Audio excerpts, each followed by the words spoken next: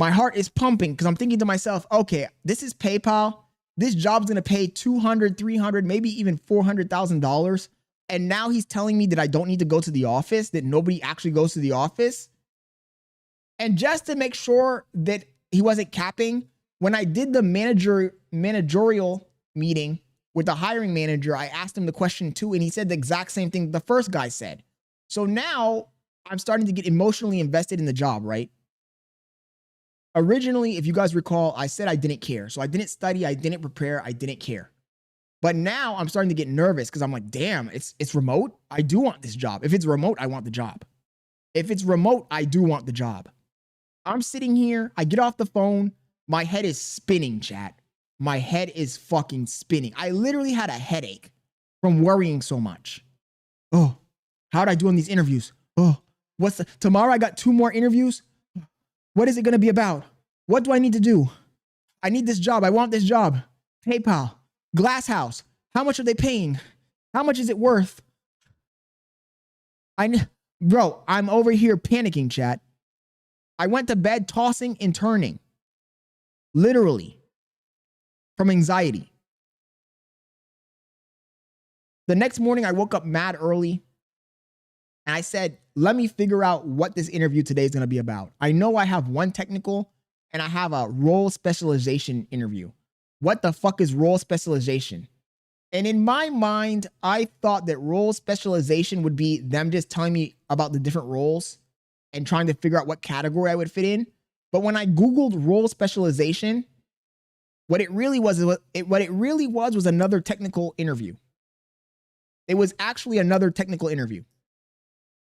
So then I start to panic, like, oh, fuck. I'm like, I haven't practiced anything. I haven't studied anything. I'm up shit's creek. And I quickly Google PayPal role specialization, what the interview usually entails. I read what other people were asked. And I was like, okay, so it's basically them asking me like a technical question about the tech stack that I'm supposed to work in, right? Which is Swift. So I think to myself, okay, I didn't have a good time preparing for this interview, but I'm going to have to jump into it as best as I can. I get on the call, chat, right? I get on the call. The guy who is interviewing me has a heavy Brazilian accent. Oh, hey, thank you for joining the call, man. Today I'm going to be doing the role specialization interview. So I'm already struggling to understand what he's saying because he's speaking with a heavy accent. Like his English was he had a very heavy accent on his English. He says, bro, you need a stress evaluation. Stress is a killer. He's especially at his age, rise. Unc needs to watch his blood pressure. I mean, Daffy, my blood pressure was up there. I'm not going to lie. My shit was cooking. So the guy had a very heavy accent. I'm sitting here struggling to understand what he's saying. I'm thinking to myself like, okay, let's see what he's going to ask me. So he asked me about my background first. What were you doing for the past 6 years at the previous company? Yada, yada, yada. You know, the normal stuff. And I start to explain to him, oh yes, I've been a software engineer for about 6 years at this previous company. I worked for AT&T, blah, blah, blah, blah. I give him like all the details, right? And he's like, okay. Well, that is the first part of this interview. Now we are going to go into the role specialization portion of the interview. And I think to myself, he says, raising your cortisol. I know, for real, King. So I think to myself, okay, what is he going to ask me? And this motherfucker asked me a crazy question. He asked me a crazy fucking question. He says, okay, you have been using Swift for a number of years. Swift has a library that controls notifications on the app, Notification Center. I need you to write the Notification Center from scratch. Daffy says, he asked me, why are you gay? Can you tell me, I got a question for you. Why are you gay? No. He asked me to write Notification Center from scratch in 40 minutes. And I'm not going to lie to you guys, chat. I was sitting there at first racking my brain. I was like, Notification Center from scratch? How the fuck am I supposed to do that? And luckily at the top of the screen, they had the normal functions that the notification center has in it. So he asks me to build notification center from scratch in 45 minutes.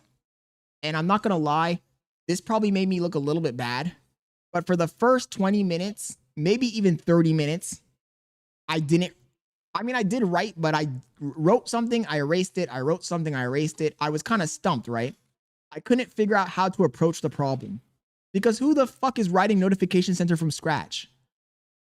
And then I probably didn't sound that confident because I was like, I've never had to write the notification center from scratch. So unusual request. But eventually, by the end of the interview, I figured out what I needed to do and I started to write it, right? I wrote the listener class function. I wrote the listener function. I wrote the post function. I wrote the class in general, and I finished the whole thing, right? I finished the whole thing, and then I started explaining what I was doing towards the end. So part of the problem is that when you do those kind of interviews, you usually should be explaining your thought process from the very beginning. But he stun-locked me so badly that I didn't explain what I was doing until the very end. And then at the end, I went back and I rehashed everything. Like, oh, okay, I wrote this as a singleton because it needs to be used globally. I wrote this function this way because of this reason. I wrote that function that way because of that way. We're storing the class and the action inside of an array of dictionaries. And we're going to use the name of the notification as the key. And I started explaining everything, but it was kind of like rushed. It felt rushed. So I finished. Everything was functional, but it was rushed and not explained in a very clear, concise way, which probably made me lose points. And then he says, okay, time's up. Do you have any questions? And I made the big mistake of re-explaining myself when he asked me that, and he stopped me. He said, no. This is not the time to go over technicals anymore. Do you have any questions about the position or the job? And it was very awkward because it was like, oh shit, like I'm coming off desperate as hell. And you could tell in his face that he was annoyed. Like, yo, this guy, why is he asking me about the technical problem after we've already finished that section of the interview? So I asked him a bullshit question about the job that was completely redundant. I just needed to ask him something. I didn't want to say, oh, I have no questions. So I asked him a bullshit question and then he answered it. And then there was miscommunication when we were answering the question, when he was answering the question too. Because I asked him the question, I had to repeat myself several times and you could tell he was getting frustrated. So then I was like, okay, thank you, man. I just wanted to know that one thing. And I was like, I got another interview to jump on because I thought that my other interview was right after that one, but it really wasn't. So I got off, right? I got off the interview and I was kind of like, I had mixed feelings about it because I was like, damn, I think I did poorly on that interview, but I think I did good at the same time. Like technically I finished everything and I think that part was good, but explaining wise, my explanation was rushed and I came off desperate. So then I jump on the last interview, right? Which is the real meat and potatoes technical interview, which is one of those coding problems, like the ones that you guys have seen me doing on here, right? And that interview surprisingly went very, very good. He asked me a kind of, I don't want to say it was a simple question. It was difficult, but it wasn't super, super difficult. And I got through the whole thing and we tested it. And you know how just a moment ago when we were testing, you had like use cases and some of them failed and some of them didn't. The same thing kind of happened with that interview, right? It passed like, there was 15 tests and it passed like 12 of them, right? Or 13 of them. And there were 2 of them that when it passed. And then me and him started debugging the code and we found one minor issue. We fixed that and then we had one issue left and we ran out of time.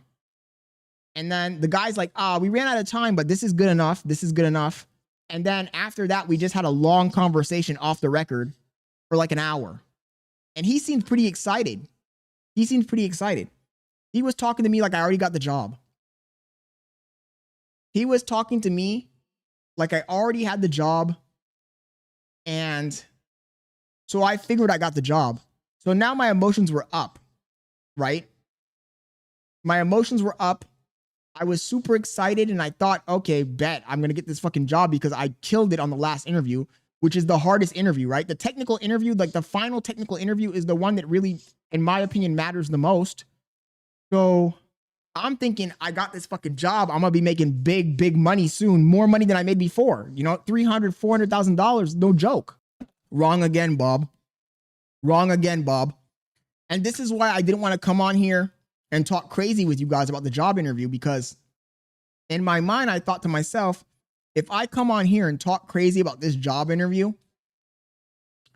I'm going to put negative energy into the atmosphere, right? I don't want to put any negative energy out there at all. I wanted to keep the shit pure. I wanted to stay humble. See, I am humble. You guys keep telling me that I'm not humble, but I am humble. Is that not humility? Maybe is that not humility? Is that not humility?